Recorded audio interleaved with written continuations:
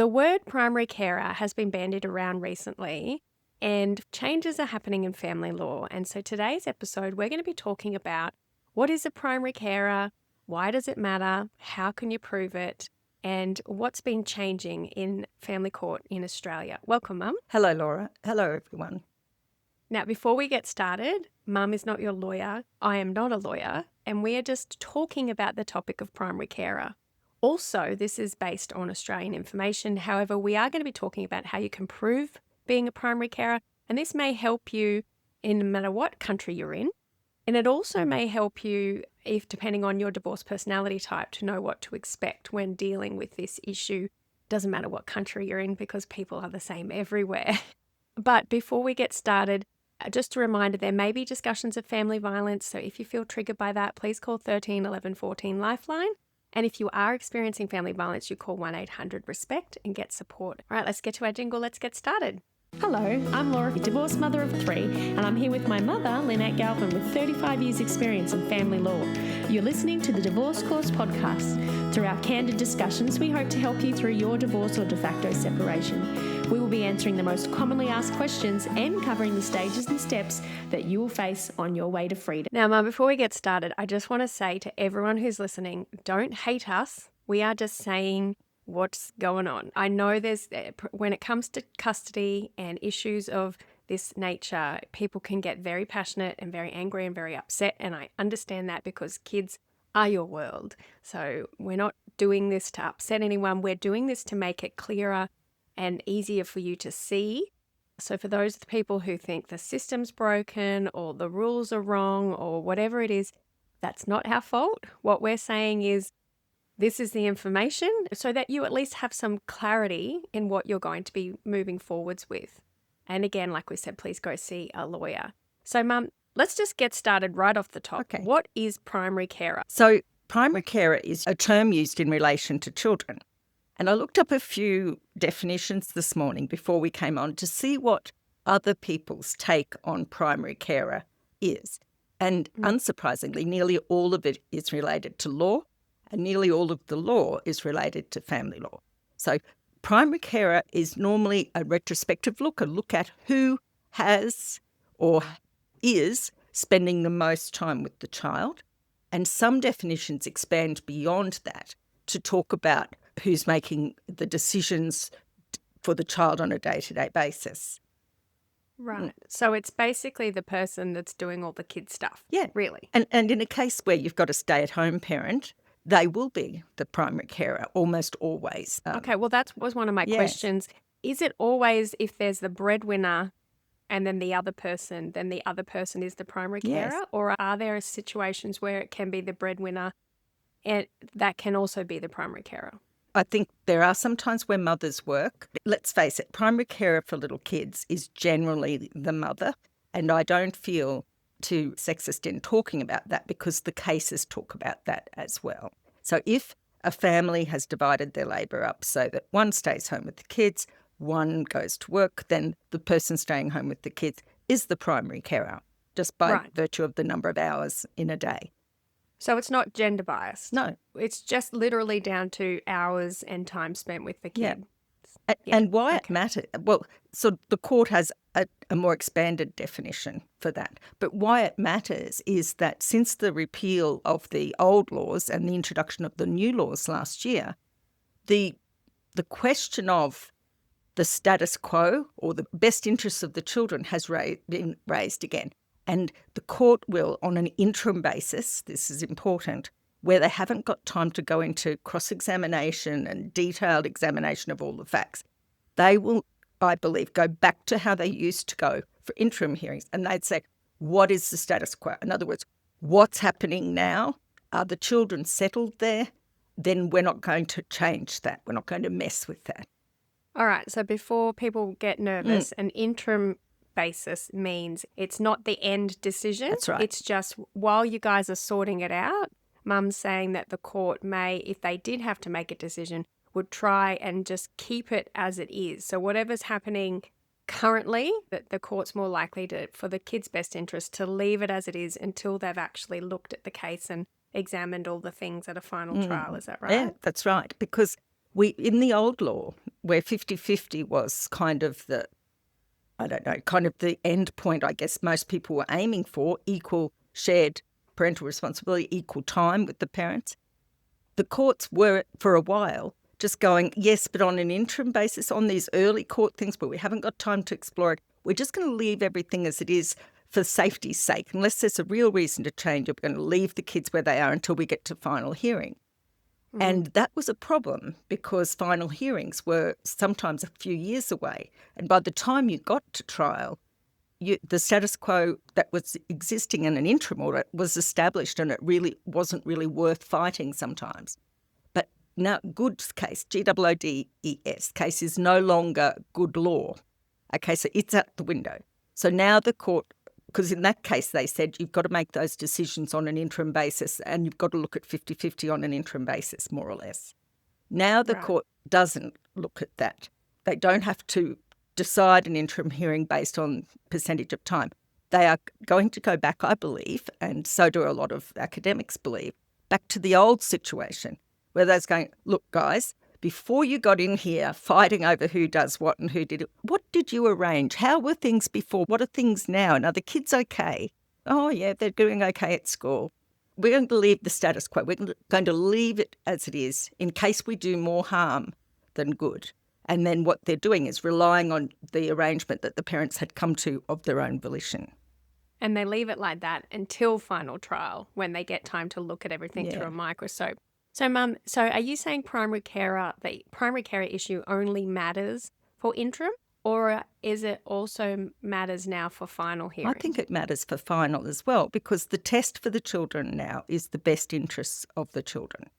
Okay, and so there's always going to be a little bit of a kind of stickiness in wanting to change an arrangement that the kids have been in for something else. So the only change, not only, but the court still has to look at everything when they get to a final hearing. And even if on an interim basis that arrangement was not by consent, that it was coerced on someone, they'll look into all of that as well. But okay. Let's have a look then, because we kind of glossed over the fact that it used to be 50-50 and the right for the child to have equal access to both parents. So that's kind of changed now.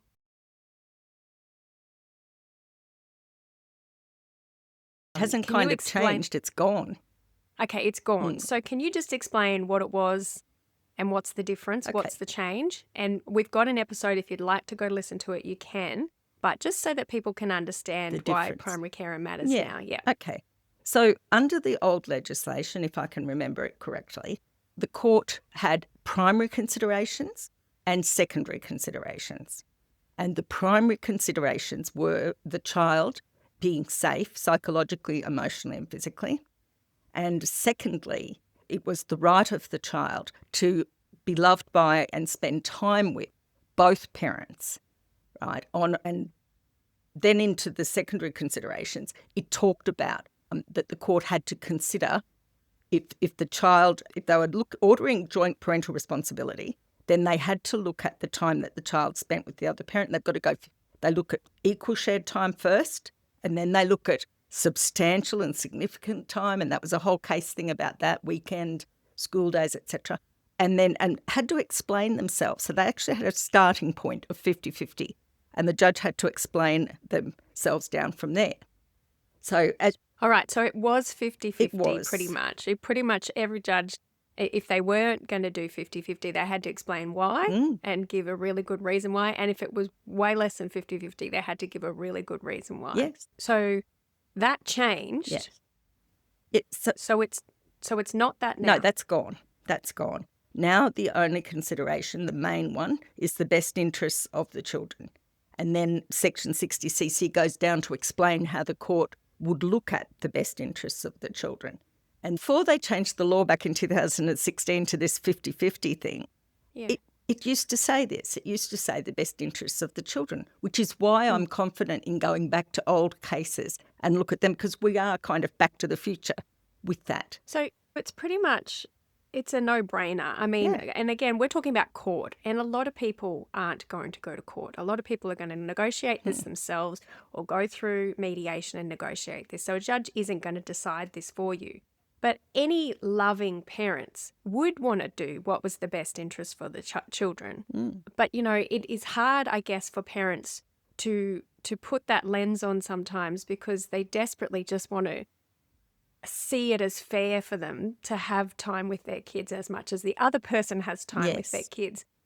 And I guess because they love them so much, but they haven't turned their mind to the fact that is it actually better for their child to be going from house to house, or is it better for them to be settled in one place and then visiting, spending time with the other parent when it's, appropriate and when it's good. And I guess that's the sticking point that pretty much most custody cases that end up in court are about, really, isn't it? It is. It is. And I accept people are coming from a place of love in most cases. But a lot of those people don't end up fighting in the court. They kind of make a decision for the best interests of the child.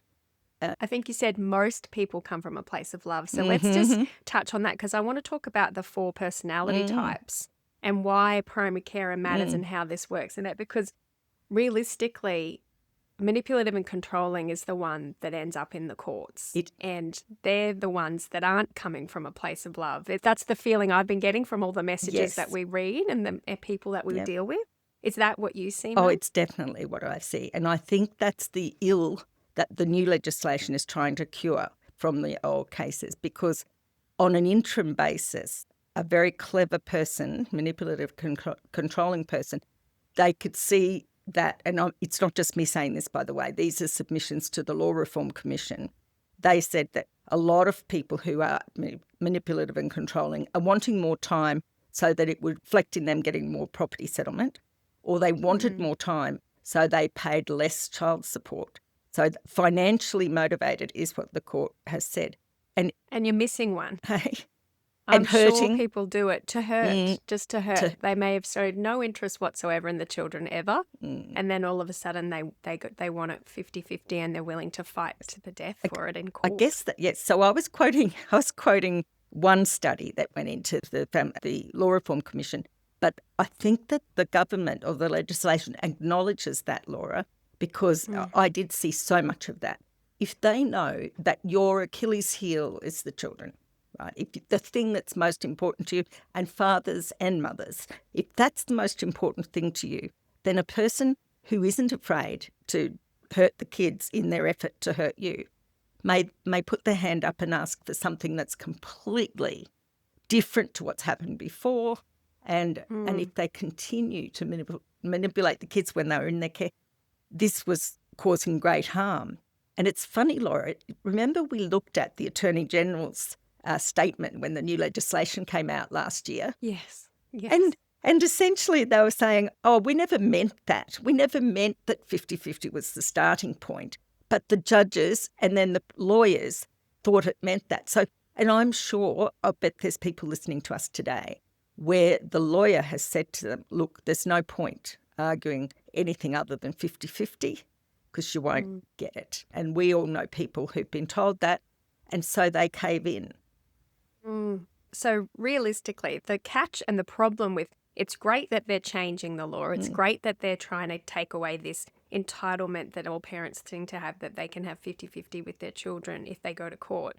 But it's unfortunate because a lot of people don't go to court. A lot of people go to mediation with not a legal mediator. So they don't know, what their rights are and what they're entitled to. And so they may get pressured into agreeing to something that isn't in the children's best interests. So for amicable mum, though, if it's an amicable divorce, your friends, everything's fine and you've got kids, you could negotiate 50-50 if you thought that was the best interest for your kids. Yeah, and I don't think the lawyers or the courts see those people very often. They'll give 50-50 a try. If they're amicable and both with the children's best interests at heart, then I dare say if that wasn't working for the kids, they would make a change. I mean, the Institute of Family Studies has said that a lot of kids don't feel like they've got 2 homes, which is what we all hoped they would feel. In fact, they feel like they've got no home because whichever house they go to, they've missed a week's worth of whatever's been going on. And then they go back to their other home and they've missed a week's worth there. So I think it can be quite detrimental to children, but that's Okay. just a personal opinion, that last bit. So if you are listening today and you're negotiating with your ex about being the primary carer, so asking for more time because it's the best interest of the children, so we're going to talk about how to prove it Mm. and but how do you negotiate that with your ex? What kind of things can you put across to be like, look, if we went to court, this might be the outcome. Mm. So we're better off agreeing here. So what kind of Yeah. things could you point to? I guess I could point to Cowling's case, Cowling, and I did have the year of that. I think it's 1989. But it's the old case that talks about the status quo, okay? I think you've got to be careful in a mediation. I think some mediators may not realise that one of the two parties is manipulative and controlling, and they may take everything they say as reliable and inadvertently become a pressure on the other person who may be traumatised already from the relationship. So, yeah, I think it's probably not answering your question directly. No. Well, let's just get to then. How do you prove that you're primary carer? Okay. How do you prove that? Okay, so for anyone listening who needs to prove it, I suggest that you have a look and see if you can find text messages, perhaps between you and your ex-partner or you and other people arranging someone to collect the kids from school. Is your name there as the primary emergency contact for the kids for school? How many days have you taken off work, or how often have you had the children at school? Who takes the kids to their doctor's appointments, dental appointments? You can list those things down. You found their dentist, maybe you found the doctor. So put all those things down. With daycare or after school care, there'll be sign in and sign out books, so you can put it in there. You can get that as a copy of that as evidence of what's going on. So I'm trying to say the stuff you did every day, then if you've got anything in writing anywhere about it, that tends to support your case, then you can attach that, because people try to change history, don't they? Well, that's right. That's why you have to prove it, because how many times have we heard of people where they've gotten a letter from their ex's lawyer saying, as our client was the primary carer or blah, blah, blah, blah, blah. And they're like, I'm sorry, what? Like, and they've said, I've always done everything. I've always been, and all of a sudden my ex is either pretending to be the primary carer or actually has tried to muscle their way in to be the primary carer straight after separation. Yes. So why are they doing that? What's their reason behind that? Well, although the Family Law Act has changed and property settlement will, I guess, impact who the primary carer is. But although we don't have to look at 50-50 first, the child support legislation has not changed. And the agency has a formula that they apply Australia-wide, and it starts with the number of nights and days that you spend. So the percentage of care. And so sometimes that's a reason why they might try to rewrite history. Also, they can then, and they will keep records, right? If you've got someone who's been disinterested in the children and then is suddenly trying to get into things, and then they've got photos of the lunches they've made and pictures of them at the open days and all of that, right? And you're going, jeepers, I've done that for years, but I didn't really document it. So it is child support and property settlement up to now. So that's a sneaky thing you need to keep aware of. Now, I've actually heard of one of our listeners, they like you said, hadn't thought about documenting that sort of stuff, but everyone always knew. It was like a no-brainer this person was the primary carer. And they had to get, I think, their hairdresser to write a statement saying that every appointment always had to be before pickup time, and sometimes she would have to leave halfway through a hair appointment because the child was sick. There are ways you can get some proof of that if it's a hindsight thing and you have to look back. But it is a shock, I think, for people when their ex all of a sudden pretends to rewrite history. So you can prove it. Yes. So then who do you prove it to? Do you start arguing with your ex about it, or do you show your ex's lawyer, or do you prove it to the mediator? Do you prove it to yourself, or you save it all for court? Like, who are you showing this proof to? I think you're saving it for court. if your ex suddenly steps up and starts doing things that she never did before for the kids, then I think there's a way of documenting it, put proof for the court that this is a new thing, right?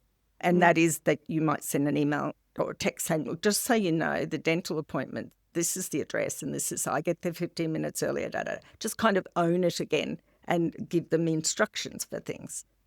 But if you start to push back and try to reclaim your role as primary carer, it's going to be really confusing for the kids. And the more distant the other parent used to be, the more excited they are about the sudden attention. And you really can't win on this, if you fight with your ex, it damages the children. So you're going to have to just document it for court. And one of the ways I think I've heard you say in the past, and we should do just a whole episode on chronologies, full stop, but a chronology, so a timeline of this is how it used to be. This is what pickup look like. And on this date we separated. And this is how it changed drastically and against my wishes, so you could kind of document when that's changed. Or child support contacted my ex about payments, and then the next day my ex wanted more time. Yeah. Like, you can put that all into a chronology for the court to see. And I have heard of members and listeners who've had the court notice this kind of behaviour and point out their nasty, behaviour. So it can protect you from that. But Mum, once you've got all your proof, you've got it all, you've got your chronologies, you've got your documentation of your kindy pickups and whatever, do you, like I said, do you show it to your ex or do you show it to the ex's lawyer? Like, if you got that letter saying my client was the primary carer, so therefore we're suggesting, you have them every second weekend.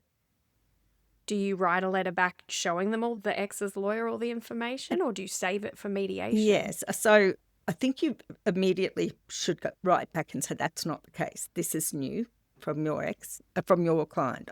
This hasn't been the situation. It's a judgment call whether anything that you've got is actually discoverable and needs to be disclosed to the other side, because I've never seen a case where every single text message between the parties has been, required in evidence. However, if you don't show it reasonably early on, then other side may get emboldened and their lawyer won't challenge them on it. So that chronology might be helpful.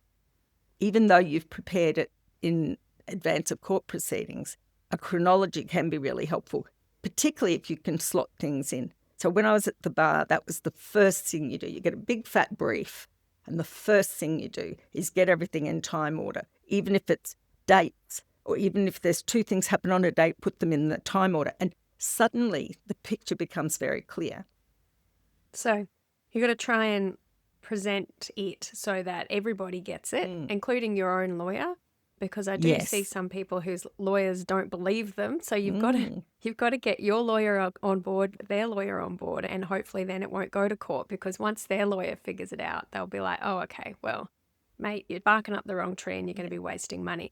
Now, let's go to a listener question. If you're separated or about to be and you need to get everything finalised and sorted but you don't know what to do next, or you're looking for a way to do your own divorce and settlement without spending thousands of dollars on lawyers, then you already know what you need to do, and that is to sign up and become a member of the DIY Divorce Blueprint. Empower, educate and equip yourself with the legal know-how and the tools you need to get divorced or de facto separated and finally settled. Work through this course at your own pace without feeling confused, lost, scared or overwhelmed of all the family law legal jargon and processes.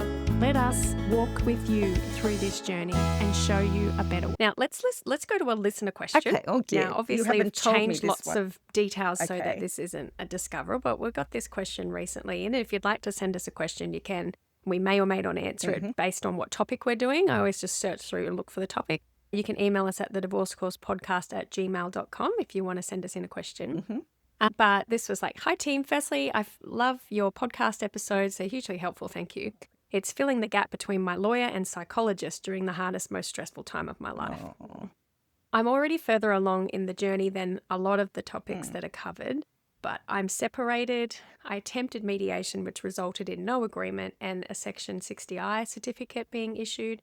I'm now at the stage of lawyer letters being exchanged between myself and a high conflict extremely manipulative and controlling ex-partner whose primary goal is to win and gain support from external friends.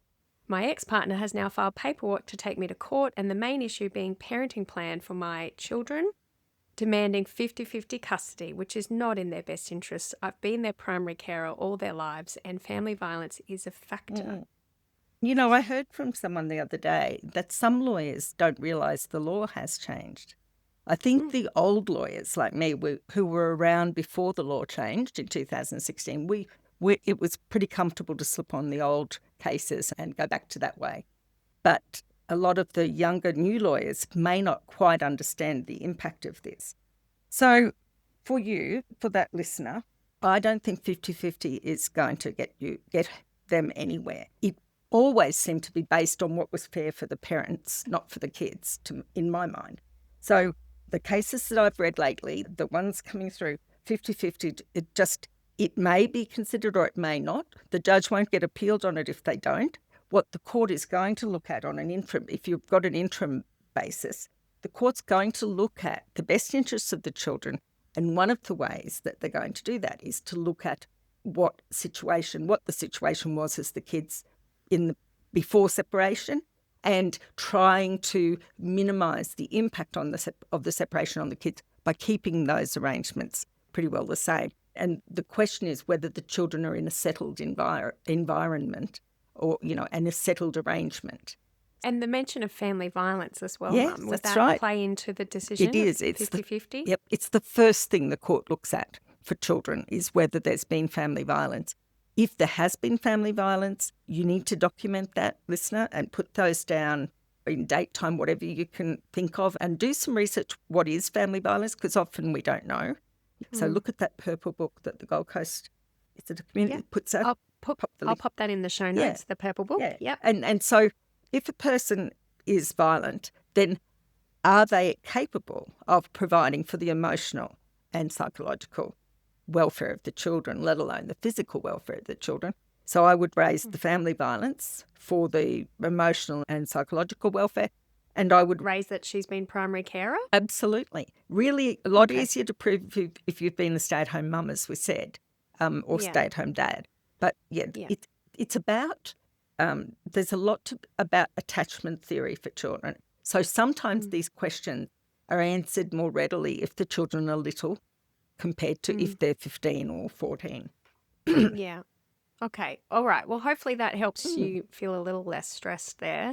Okay. This question, loving your podcast, they've put me more at ease and understanding the law a bit better and in the process. My husband has asked for separation and we're starting mediation this week with our initial intake appointment.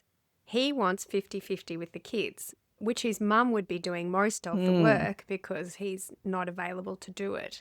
One of our children has a disability and I'm the carer and have attended well over 500 hours of therapy over the past couple of years. My husband has only done about 3 hours. I've only been able to return to work to some of my work because of, I guess, all of the therapy. Yeah. Would it be easy enough for me to advocate to have more custody of the kids, similar to our usual arrangement that we had during the marriage? Absolutely. Too right. Certainly on an interim basis and certainly in your mediation. That was the division of labour that you agreed upon during the marriage. Then, of course, and hopefully you'll be able to establish that 500 hours. My gosh, do you know what? That's not just 500 hours, Laura. Depending on where you live, that's travel time comes on top of that, parking. Yeah. What about when people have their parents pick up the care? Yeah. If they go, yes, I want 50-50, but they don't do any of the caring and it's a grandparent or it's a nanny. And you just, I know a lot of people write in, they get really upset about it because they feel like it's just like they're saying, well, this child is mine now. You can't see this child for this amount of time. But I'm also not going to see the child and I'm just going to get a babysitter. Yeah. What does the court think about that? In the past, each case turned on its evidence, right, on its facts, because grandparents are important. And it may be that's an arrangement that suits the child and it may have been in place before. We used to say sometimes people were just taking the child off one parent to deprive the parent of their child. I think the court's more aware now of the benefit to children of the wider family group. And if they spend the majority of their time with one parent, then they really have to be seeing the other parent in the other parent's family in the other parent's time.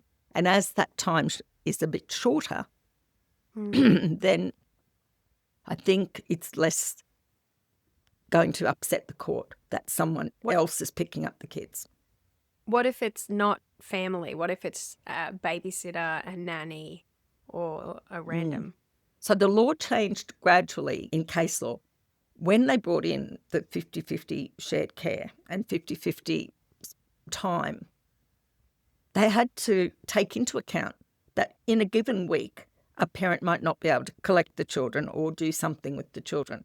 And so there have been cases where a friend, even daycare, after school care, before and after school care, where the court sees that as quite a reasonable thing. That's an arrangement that the parent has made when the child's in their care, and you ought not to interfere. But it does upset people, because if you're going to take them to before school care, why not drop them with me?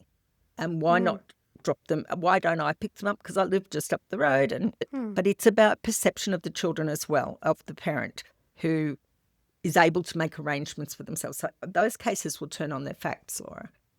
Now, I heard someone mention a while back some right of time or something where, like, if you can't look after the child, instead of having it at somebody else or getting a nanny, you have to offer that time to the other parent. It's a Is thing. that a thing? It's the first right of refusal. Oh, It's first right of refusal. I hate it. okay. But could you explain what it is? So some people think it's a good idea sometimes to put this in the court order, that the children will live with this parent on these days and this parent on those, the other parent on those days. But if either parent finds they're unable to care for them on those days, then they will call on the other parent first to take the kids. Oh, I'm taking mum to the hospital. Little Johnny needs to be picked up at 11. Do you mind doing that for me? No, sure, I'll do that for you. Or, Mum, would you pick them up for us because I'm going somewhere else and I can't be there? And the mum might say, well, actually, no, I can't. And so then Dad rings someone else to get that thing, to get the collection done. Again, I think that leaves scope for coercive control and not ending the bond kind of that with your parent, particularly if you've got an abusive partner. So I know in family law, they say that the court has a duty to end financial relations between the parties, Section 81. I wish they had one in the children to kind of minimise the harm. The case law has done that. The case law is having a lot of pickups and drop-offs at school. So there's no possibility of the parents being in conflict, or which I've seen in my work as an independent children's lawyer. I saw kids who would play up at school, not because their parents would have a fight at the gate, but in case they had a fight at the gate. If they knew that there was going to be two parents at the gate and they were going home with one, that could be very stressful. Whereas if it was clear, Mummy dropped you off, Daddy's picking you up. It just makes life a lot easier for them. So, and again, we're talking about the people who have manipulative, controlling, or high conflict exit. If you're amicable, maybe you can do that and ring each other up and help. And I've heard of lots of relationships. I've seen lots of TikTok families that co-parent successfully without it. And that's awesome. But I like that right of refusal. First right of refusal. I could see that being an absolute nightmare for the person who probably wanted it. Like if they've got an abusive ex or a horrible manipulative ex, but they're worried that their kid's going to be babysat all the time and they're not going to, and they're like, well, can I just have that in there? Because then that way I'll get them. Then their ex may use that as a way to manipulate. Oh, I was only calling because I needed someone to babysit, or call in the middle of the night. It's just going to leave that open forever. And of course you would, but it's a bit risky to have that as a fallback plan. I think it is. And also I've seen where the requests have come when the person asking for you to step in and be the carer when it's really their time, they ask for it at exactly the time they know very well you can't, so that you have to say no, and they've got it documented. And also in terms of knowing where you are, knowing what you're doing. As a Yeah. coercive control tool, it allows that toxic relationship to continue way beyond when it should have. So I caution people against that. And I think Okay. 61 DAB, was it section 61 DAB or 61 DAB, DAB, says that Yeah. what arrangements you make when the kids are in your care are really your business, right? Yeah. And what Yeah. arrangements they make in the care with the child in their care is really their business. And so you Yeah. don't, and I've seen a case recently where they don't let you interfere too much with the other parent's time. Fair enough. So let's just quickly go over it. So primary carer really is the person who spends most time with the Yep. kids, does the things with the kids. It's not gender based. Mm. It's just whoever is the person that's at home. It's usually not the breadwinner. It's pretty hard to prove that unless your ex is completely and utterly useless. But you know, family report writers can identify it. If Okay, it's good. really clear, they'll look at the relationship of the child with the parents and they can tell if there's a proper attachment or not. Okay, so family report is a good idea for those people. Primary carer matters because in interim hearings moving forwards, it seems that the courts are going to try and just leave the kids as they are until the final trial to make the big decision. It is something that you can prove. It's good to have some information on that if you're going to mediation. It's a good way to stop your ex taking you to court if you can prove it to their lawyer before they file the affidavit or the information and you have to go in front of a judge. The court's not necessarily going to care about who the child is being looked after once they're in their care, but if it does affect you, you could still raise it. You never know. If you don't ask, you don't Unless it's a get. bad person, Yeah, of course. And Mum, is there anything else that they need to watch out for? Any things that you see happening with this primary carer role that we've already talked about, how all of a sudden they muscle in and pretend they're the primary Yes. carer? Anything else we need to be worried I about? think listen to their language. If you go to a mediation with someone who is dead set fixed on 50-50 and you are not going to agree that's in the best interests of the children, you still have to go to mediation because you need that 60I certificate. But listen to their arguments, look in the letters and see what their arguments are. If they say you're unstable, for instance, start some counselling. Go to see a psychologist if you need to. If they say you drink too much, get a hair follicle test. If they say you take drugs, do some tests or offer to do some tests. It's like just listen to what they're going to say because that's the other side of the coin. They say, I'm the primary carer now, and then and the other person is Because, unsuitable because of this, and this. So, yeah, you can have okay. it Well, two-pronged attack on you, and it's really distressing. we've got a really good episode on protecting yourself from unfair accusations. So go and listen to that. If it's an alcohol related issue, we do have a good episode on that as well. So I'll put those in the show notes.